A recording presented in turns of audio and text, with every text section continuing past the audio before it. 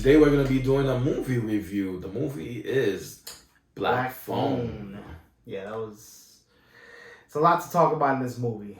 So we're going to get right into it. This film stars Ethan Hawke as the title bad guy. And you know what? I didn't think this movie, and it's a Blumhouse movie too. Yes. And that surprised me when it first showed up. I was like, wow. But it's a Blumhouse movie with Ethan Hawke, and it went into directions that I didn't think it was going to go to. It went a little bit with a twist. It had a lot of twists coming up. And throughout the film, too, different hints of twists and things that might be, but then they went the other way, which is really cool. We start off with this kid named Finn, or Finney. Finn. So Finney, he gets picked on at school and everything like that. And he has a hard time. He does good playing baseball, but gets his ass kicked everywhere else. Yeah. And it's set in the late 70s, if I remember. And it's funny because late 70s, what used to happen a lot, and that's true though. I'm like, damn, that is kind of true. Yeah. A lot of kidnappings. Serial killers serial killers. And Finn starts noticing that a lot of his friends are going missing, or people that he knows of, different kids around the neighborhood start going missing. And he kind of is aware of this until he himself goes missing. He starts figuring out all his friends are missing until he's just gone. Yeah. You know? And it was the whole classic, guy acting like he needed help. That's how he got kidnapped. Yeah, that's how he got kidnapped. Back of the van type thing. Don't be helpful to strangers, all right? No. You get kidnapped, just like Finn. So, Finn has a sister. Now, this is another twist of this movie that I didn't see coming until they they really subtly snuck it in. His sister has dreams. Yeah. Now, her dreams, they're an ability. And these ability is like clairvoyance. So she's able to see things before they happen.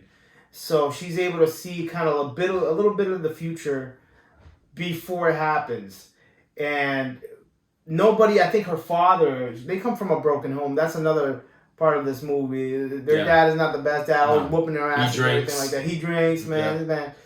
I think I can count 10 bottles of beer and then two glasses of whiskey that he was downing and everything like that. I'm like, every shot, I'm like, damn. So he drinks, he's abusive, and they have to sit there and take it. Yeah, their mother's was, I think he said she was admitted to psychiatric ward of some sort because the mother also had the same ability. But they don't touch up on that till later. And you later on learn that her mother's ability, she took it in a weirder way, or maybe it spoke to her in a different way. And she became mentally ill, and she was very violent towards people, and that's why they took her away and all that stuff. But Gwendolyn, which is a sister, doesn't think that way. She knows these dreams may be true, but she even says it doesn't work that way. I don't just dream of it and it comes up or whatever. It's just whenever they come, they come. And sometimes they come true and sometimes they don't. Now, the father's problem is that he feels like his daughter can become the mother. Correct. And that's not the case, You got to give everybody a fair shot, especially if they're your own kids, But he wasn't thinking that way. He was on the sauce a lot of times. So he was just keeps her in check all the time. Make sure that she's not having dreams and all sorts of things. Correct. So then we fast forward. All these kids that Finney knows, they get kidnapped. He ends up getting kidnapped himself. He's ending up in a basement. Yeah. And that's where things really get interesting. Because, takes a turn. The Ethan Hawke, which plays a great villain, I feel like he needs to do more villainous roles. He needs more villain roles. For Ethan Hawke, because he did a really good job, especially with the mask. He kept on changing the mask. Remember, one mask had no mouth. Right. Then he came through with a smiling mouth. Then after that, the whole top of the hat, the top of the hat, he had of the mask was gone. An infatuation with masks. Yes, yes, and you get to see that at the end. And he then starts kind of playing with Finney.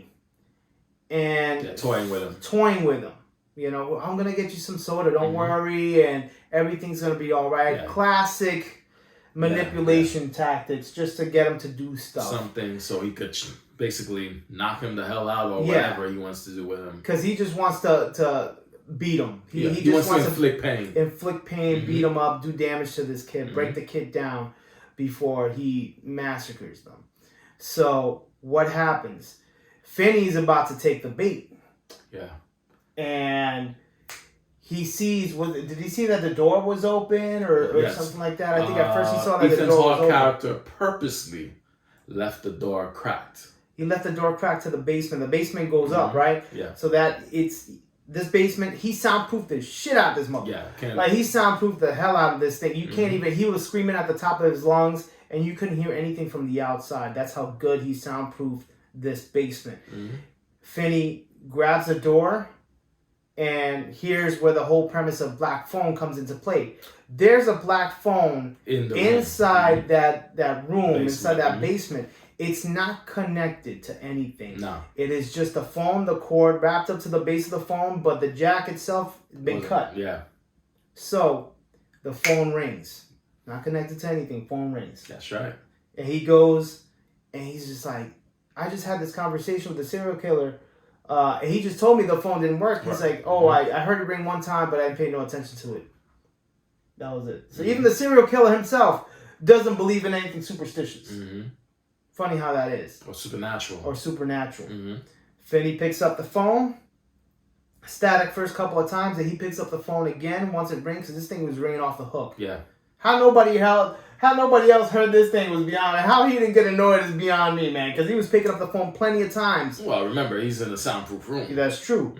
And finally he picks it up the third time, and you get to hear this voice, that sounds very familiar. And it was one of the kids that he was playing baseball with. Yes. And he was giving him tips on how to get out of there. Yeah. So he tried it. It failed. Then Ethan Hawke comes back down and tries to, again, manipulate him to go upstairs. Yeah.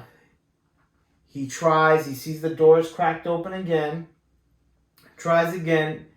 Fails. Right? Because guess what? As soon as he's about to go out, phone call. That's right. Is another kid, I think it was a newspaper boy or something like that, that told him, don't go upstairs.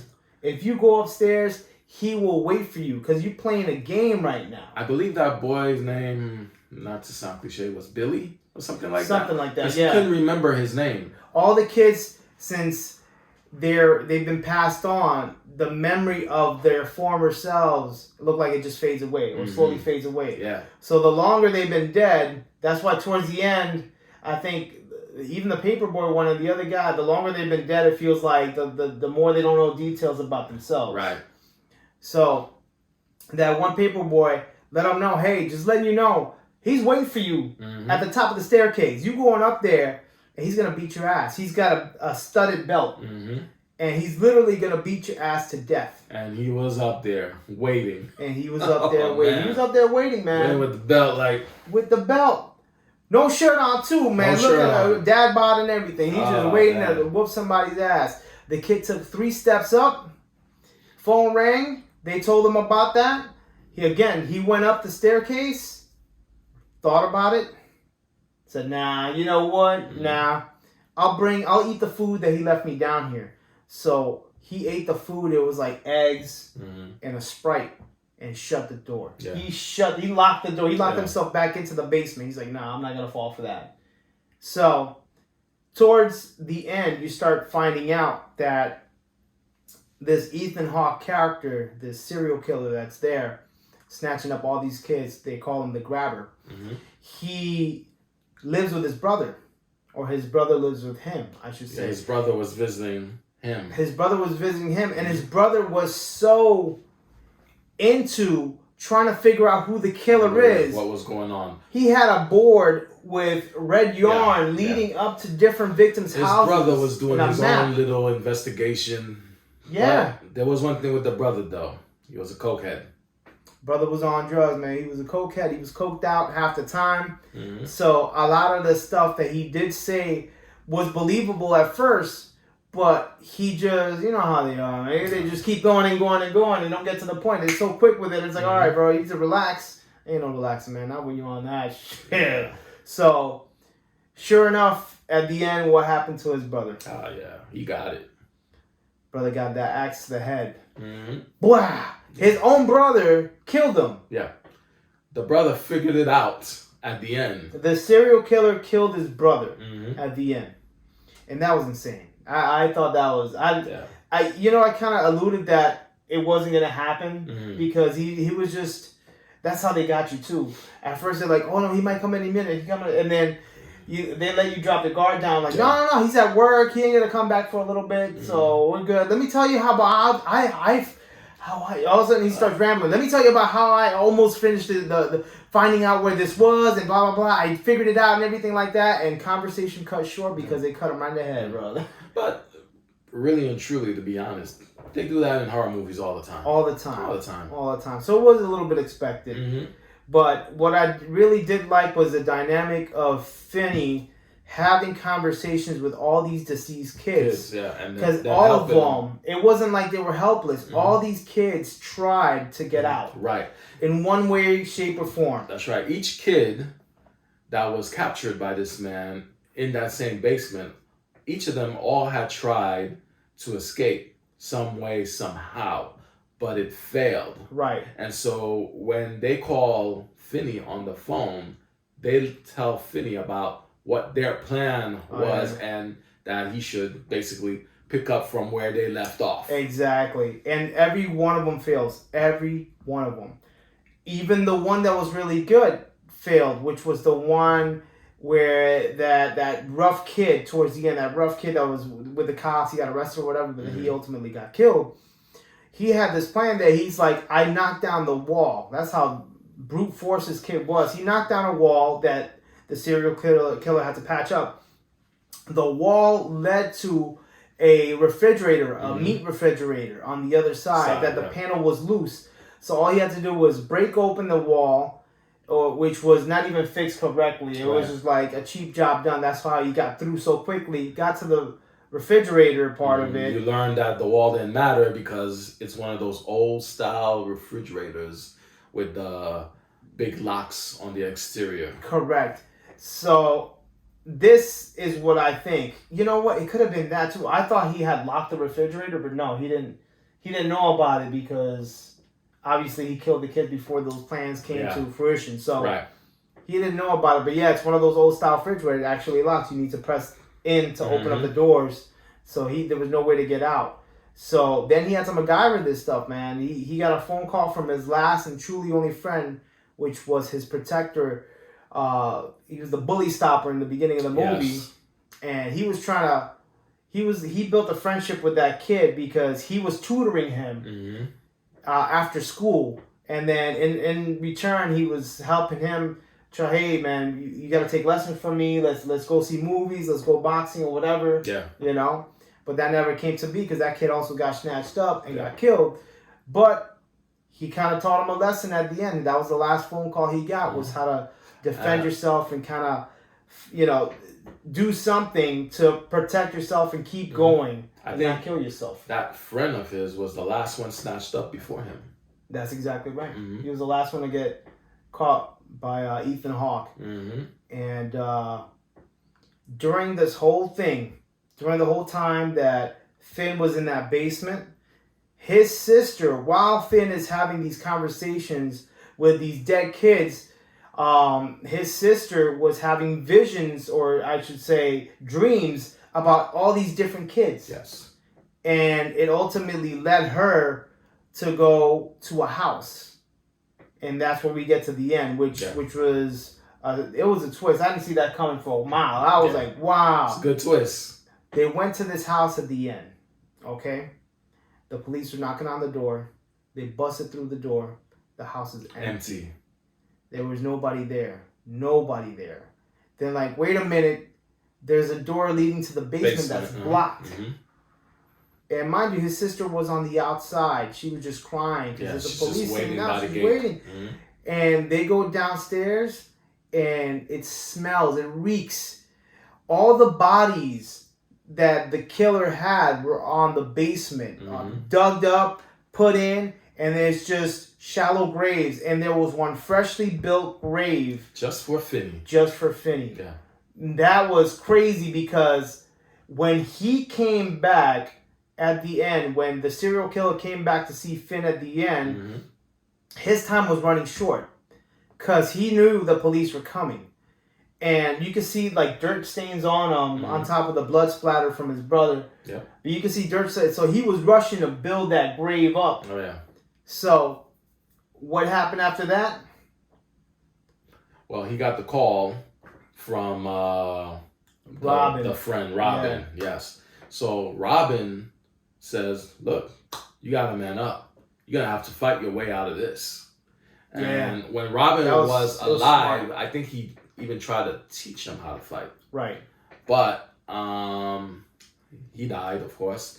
And now Robin is on the phone with him and he's telling him, you're going to have to fight your way out of this. So he tells Finney to take the phone and load it up with dirt so the phone can have weight to it. Yeah, get nice and heavy. Before then, there was a scene where Finney went to the toilet and he removed a piece of the toilet that had it was like a long metal piece. Correct. The one where you hit the button on the toilet, it goes up, that metal bar that lifts up, that plunger on the end or the bottom. I thought maybe he could have used that, but it wasn't sharp. It was blunted. It was blunted. Finney did escape before all this, but it was short-lived.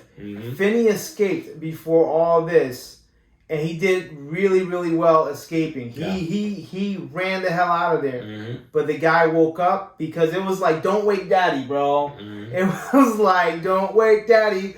Buddy was sitting like this, sleeping, and right there was the door to leave. It was like the side door by the kitchen. One of the deceased kids had figured out the code to the locks because Ethan Hawke character locked all the doors with combination locks. Right. And that was his bike lock. That's why he was able to figure it out and knew the numbers because he's like, he took my bike lock and used it for a lock on the door. Yes.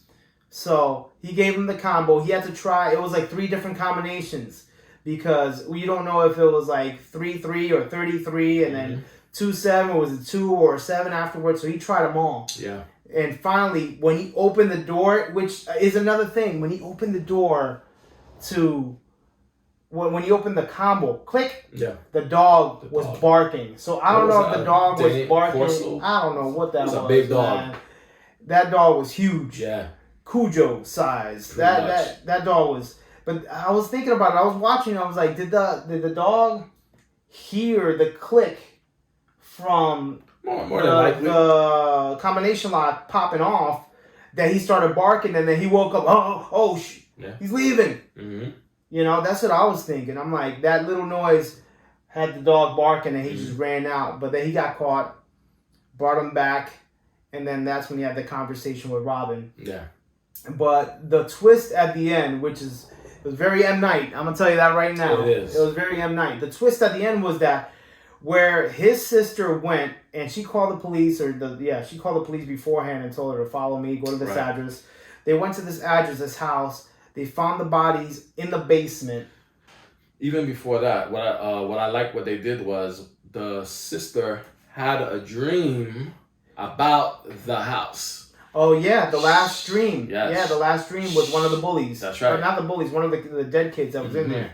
She got on her bike and went strolling around looking for the house. Yeah. And the only way she knew that it was the house, that she was there, was because all the dead kids had appeared right in front of her and she fell off the bike. It made her stop and she fell off the bike. And she, oh shit, and crashed, and then she looked up and there was the number of the house which she saw. Yeah. What was that? I think it was 7741. That's exactly what it was. And it was right there. She's like, oh, that's the house right there. And then 1-800-COPPERS, man. She called them up. Back to the twist. Back to the twist was the house where the dead bodies were at, where the sister was at. She thought it was Finn was in there, and he wasn't in. Finney. She thought he was in there. He wasn't. He appears from the house across the street. Yeah. Covered in dirt and everything like that, covered in blood. He just killed who do you kill? The bad guy, the serial killer, man. Because by him doing all these things and following, that's exactly what it was. Yeah. By him digging the hole, by him taking the wire and making it as a trip wire, he broke his ankle on hitting him with the phone. He right there knocked him out, killed him, and everything like that. Choked him out. I loved how he died. I was just about to say that. Oh, he yeah. Ethan's Hawke character out with the phone wire, and then the phone rang, and Finney took the phone up to his ear, and man, I know that dude was shocked. All those kids were yelling at him. Oh, you're gonna get it. Today's the end of your day. That's it. You're done. You're nothing but trash. Did you see his face when the phone rang? Though he was yeah. He's getting choked out, mind you. And he's like, "Is that the phone?" I'm getting choked out. But that the phone? Oh my God, the phone is ringing. Oh no! Oh my God, that took him out of it, man. And he was done after that. Yeah.